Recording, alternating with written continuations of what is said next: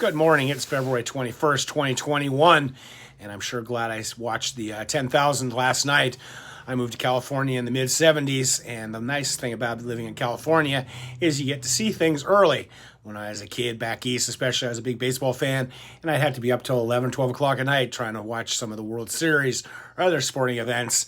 And so last night, if you were watching the 10 and you were back east, you were up till midnight, past midnight, to watch the exciting finishes of both races. The 10 was held at JSerra High School in San Juan Capistrano. Great weather, looked ideal conditions. JSerra, when I was coaching high school and covering it with Prep Cal Track, they've always had a strong program. I remember watching their 4x800 team really crush it. And so it was a very good day for the Bowerman Track Club, as both their athletes won the races and had 4 athletes in each race pick up Olympic standard. Bowerman Track Club, Eliza Cranny used a 65.11 final kick to kick by teammate Karissa Schweizer to win the 10 tonight in 3:47.42. Cranny's 3:47.99, as 2 women became the 6th and 7th U.S. runners in history to dip under the 31-minute barrier for 10,000 meters. They are now the 3rd and 4th fastest women in U.S. history. And it was interesting. They were talking throughout the coverage, and it was pretty good coverage, that Shalane Flanagan, they almost got her. I guess she is still right in front of them. So they are 3rd and 4th, and I guess Shalane is number 2. Of course, Shalane now has retired, and she is coaching in part of the Bowerman Track Club. What's great about Eliza Cranny is, she went to Stanford, often came in second in many events. Always a really good high school runner. I remember watching her at the Nike Nationals, getting second or third, I think third. And then she ran at Stanford, had a really good career. And she's been known more as a 1,500 miler, even though she did run a really fast 5K this past year, chasing Karissa Schweizer. So this was her first 10,000, and she won it. What's cool about this race, too, is they had a prize pool that was crowdsourced. When I was watching the coverage, it was at 8,500, and they were going to split that between the men and the women. So hopefully you got the 10,000. This is an idea that I've talked about in the ultra community for some time. Back in the day when they had ultras, 6-day races, especially in the 1870s, 1880s, they used to give the door to the athletes, and then they made the money off concessions, selling lots of booze and food. And so they would kind of like give half the door to the winner. Second place would get a percentage, and then anybody who did a certain mileage would get a cut of the money. And I think this would be a great thing to do, obviously, with ultras. And I've been talking about people for a while doing this, but that's what they did with this race. And they talked about, if they build a nice big pool, that you might lure some people to come and run these events. And that would be very interesting. Along with the Bowerman women, Britain's Eilish McColgan also broke 31 and 3rd and 30.58, just off her mom's personal record of 30.57. Her mom, of course, is Liz, and is also her coach. And she won the world title in 2015, and bronze medalist Emily Enfield was 31.08 in this race, and Marielle Hall was 31.21. So they all got the Olympic standard of 31.25. Hall already had it thanks to her 31.05 at Worlds in 2019. For Enfield 30, her time was a 12-second PB. And it was definitely a very well-run race. You could definitely tell that the Bowerman team had their tactics down. It says it was an evenly run race with exactly 75-second per lap pace for 7,200 meters, with pacers Vanessa Frazier and then Courtney Fredericks leading through 6,400. 4 sub-75 laps after 72, windowed the pack down to 4-2 with 3 laps to go. Schweitzer did all the leading for the final 6+ laps until Cranny kicked by for the win in the final 50 meters. Cranny ran her last 1,600 in 4:38, and with last lap splits of 72.59, 71.70, 60.75, and 65.74. And it was really interesting to see. You figured if she had the strength, she definitely got the foot speed, and she definitely showed it. They were talking about how that Frazier, Schweitzer hadn't run a 10K since college. Of course, she is only 24. So a rundown now of the sub-31 women for America is Molly Huddle is at 30.13. Shalane, as I said, their coach is 30.22. And Eliza's 30.47. And Karissa's right there with 30.47, of course, also. And Dina Castor is like the 6th at 30.50. You got Kara Goucher at 30.55. So not a lot of women under that time, but it's very fast times.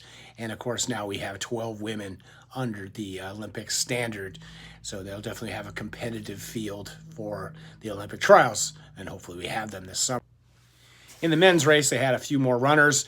They definitely just went right out at the pace as the women did, but they strung out pretty quick. It was definitely a pace line. It wasn't like the women's race, which is more like a pack ride, almost reminded me of the Tour de France. In fact, Bowerman team and a lot of these teams are starting to remind me a lot more of like cycling, where you have training camps and teams competing and racing against each other or with each other, and you have domestiques pulling along the leaders, and then the leaders launching at the end, kind of like the sprinters in the Tour de France or the climbers in the Tour de France. Very interesting. So in the men's race, it kind of spread out pretty quick. Edward Chester and Chris Derrick, they ended up dropping out. A number of the people, along with the Pacers, obviously dropped out. But you still got 5 men under the Olympic standard. Amazingly, these 5 men all stayed pretty much together till the very end. Marc Scott had a hot 20-21 tonight, where he ran 27:10 to win the men's 10,000 and moved to number 2 all-time on the British list. He's only behind Mo Farah. Pretty impressive.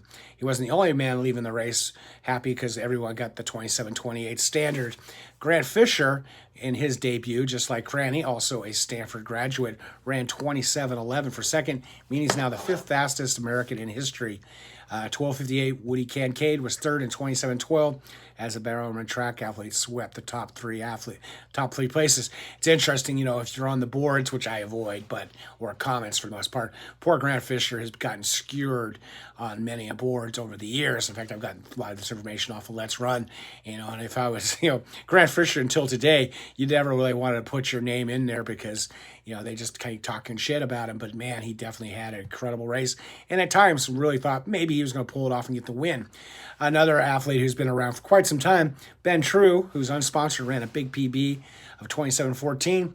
His old record was 27:41. And the shock performance of the night, Harvard graduate Kieran Tunavat of Thailand ran 27:17 for 5th, meaning a guy who came into the night with a 13:57 PB for the 5K ran equivalent of 2 13:38s back-to-back, and is now number 4 all-time in Asian history.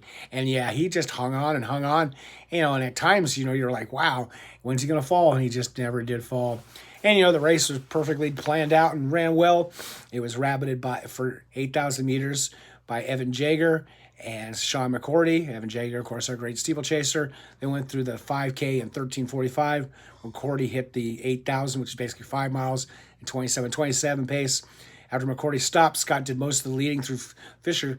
Had the lead with 2 laps to go. Scott immediately picked up the pace, and his final laps were 64, 65, 64, 61, and 57, meaning he covered the last 1,600 in 4:08. So probably about a 4:10 mile. So definitely a very fun watch. I'm glad I watched it. I'm sure it's being replayed on YouTube. I'll put it in a link in the show notes.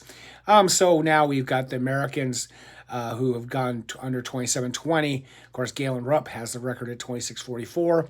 Chris Zielinski was 26:59. He was the first American to break the 27 barrier. I remember it was pretty exciting watching him do that. Lopez Lemon, 27:04. Shadra Kipchirchur, 27:07. And now Grant Fisher is 20:11 at number 5. And Woody Kincaid, 27:12. Woody now definitely has to be considered a really good runner. I remember he busted that sub-13 in the woods up in Oregon. Everybody was like, whoa, what the heck happened? But now he's gone back-to-back years. And then after Woody's Meb Kefletsky, 27:13, Ben True, and Abdu Abdraham. So, definitely now we've got 1, 2, 3, 4, 5, 6. Still only got 6 American men under the Tokyo standard of 27:28.